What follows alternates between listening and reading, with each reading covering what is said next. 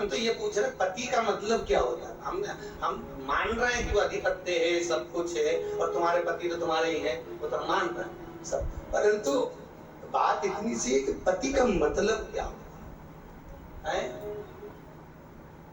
भरण पोषण करने वाला,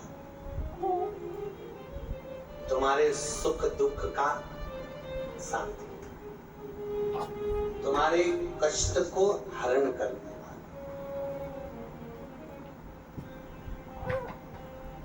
हर पल हर घड़ी तुम्हारे साथ रहे।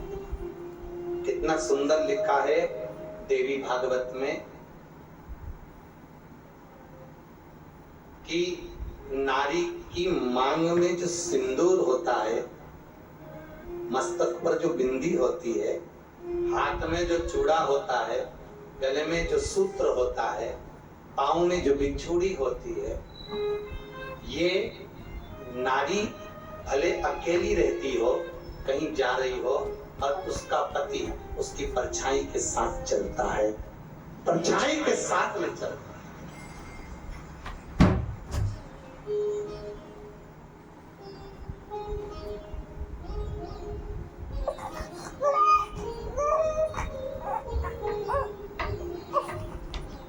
हर पल हर घड़ी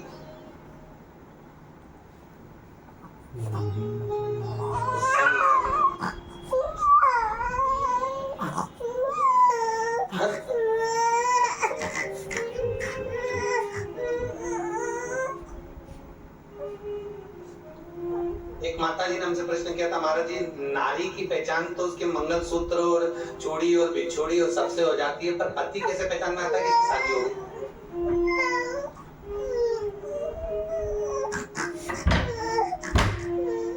इसकी पहचान कैसे? तो हमने कहा इसकी तो पहचान है, तुम्हारे गले पर मंगलसूत्र, माथों पर बिंदी, मंगलसूत्र और मांग भरी हुई दिख जाए तो तुम शादीशुदा।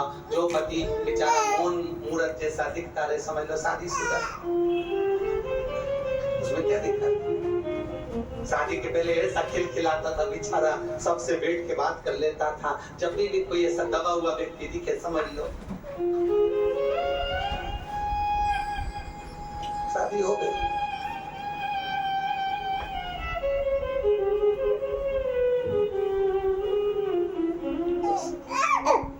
अब उसमें इससे बढ़कर और क्या पहचान चाहिए? बोलो रे जीजी, अरे बसई वाली बोलो तो सर, इससे बढ़कर क्या अब भगवान शंकर पति बने और शास्त्र कहता है 33 कोटि देवता पशु बने और उनके पति शिव बने। अर्थात शिव महापुराण की कथा कहती है जो आधिपत्य स्थापित करने वाला, अर्थात भरण पोषण करने वाला, अर्थात साधने वाला, हर पल हर दुख में हर क्षण जो साथ है, अर्थात 33 कोटि देवी देवताओं को भी अगर कोई पति मिला तो वो देव अधिदेव महादेव मिले। वो साथ रहे हैं, वो आनंद दे रहे हैं।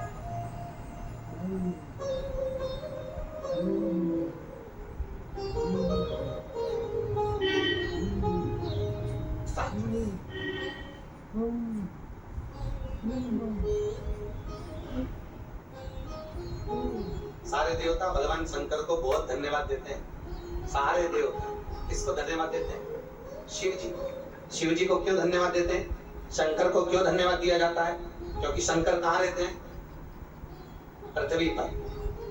पृथ्वी के देव महादेव और शंकर भगवान को इसलिए साधुवाद देते हैं कि हम जिस जगह पर रहते हैं वहां जो भोजन प्राप्त होता है, सुंदर सुंदर आभूषण और रतन से जड़ा हुआ प्राप्त होता है, पर जो भगत भोग लगाता है, लड्डू, पेड़ा, गुलाब जामुन, इमरती, भजिया, पकोड़ा, जलेबी, ये अन्न का भाग बनाकर जब मेरे सामने लेकर आता है, वो भाग केवल पृथ्वी से ही प्राप्त होता है। इसलिए आपको धन्यवाद, आप भरण पोषण करने वाले हो।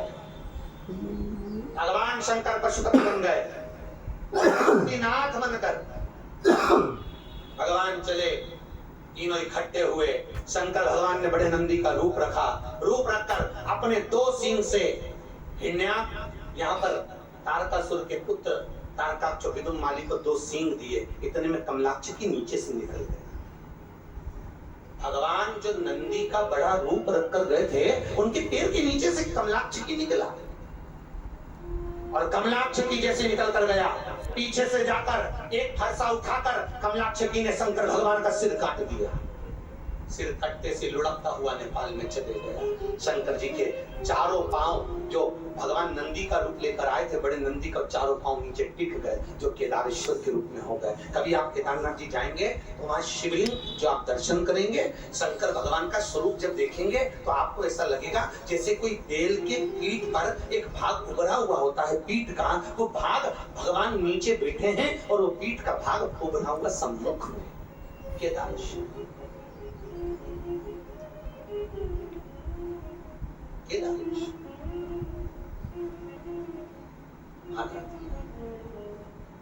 भगवान जान गए ये इसे मरने वाले नहीं।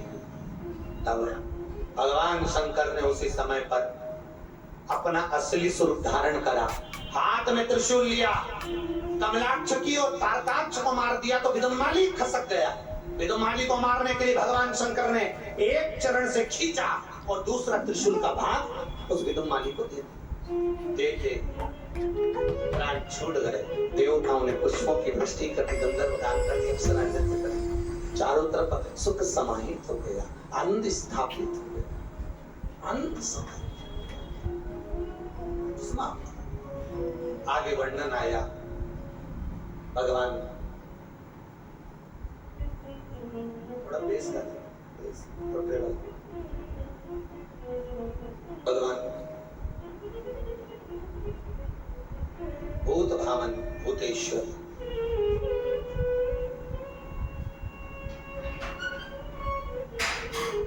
शिव भगवान शंकर ओगड़दानी मेरा शिव आज देवता और राक्षस मिलकर मंथन कर, और जब सुमेरु पर्वत की रई बनाकर मंथन किया,